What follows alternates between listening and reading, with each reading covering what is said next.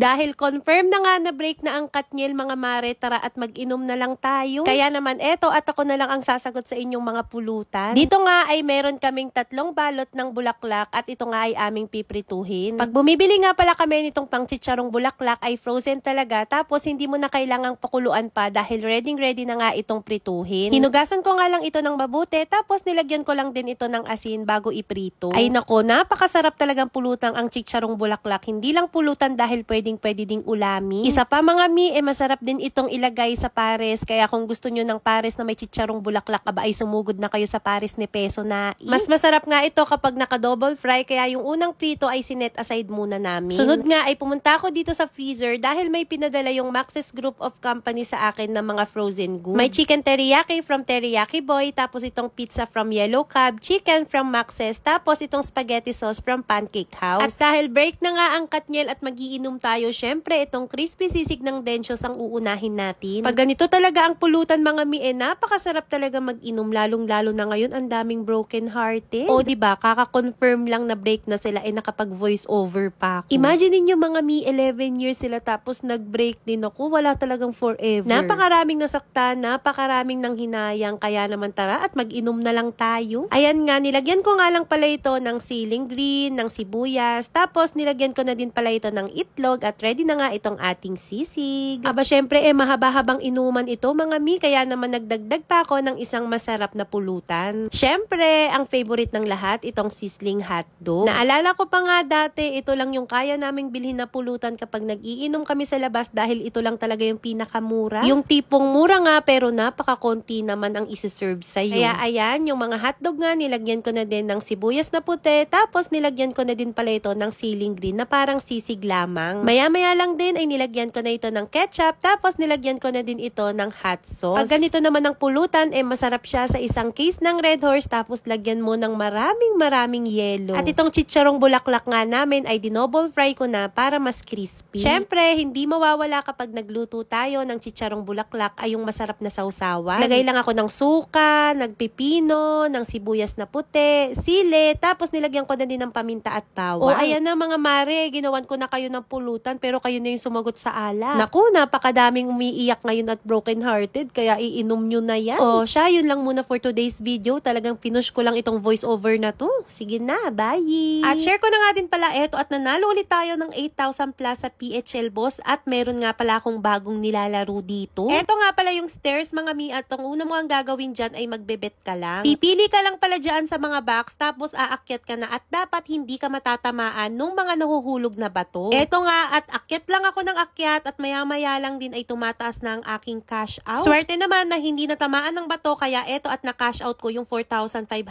plus. Pero syempre, nandito pa rin yung paborito kong nilalaro na mines, at dito nga mga mi ay magbebet ka lamang. Bali, ang binet ko nga pala dito ay 1 kyaw. Dito ay may mga box lang din, bali ang coins dito ay 21, tapos yung bombs ay 4 lamang, kaya more chances of winning at pipili ka lang dyan. Dapat yung mapili mo ay coins. Dahil kung hindi coins ay syempre talo tayo. At eto nga, naka-cash out nga ako dito mga mi ng almost 5,000 plus. Sabi ko sa inyo, madali lang maglaro dito at more chances of winning talaga. Pero syempre ay swertihan lamang. At uulitin ko, bawal sa bata ha. Sa pagre-recharge naman ay for as low as 100 pwede ka maglaro, at kapag nanalo ka na ay pwede mo nang i-withdraw yan. Kung bet mo din ay mag-sign in ka na, meron akong link sa comment section. Again, for adults only.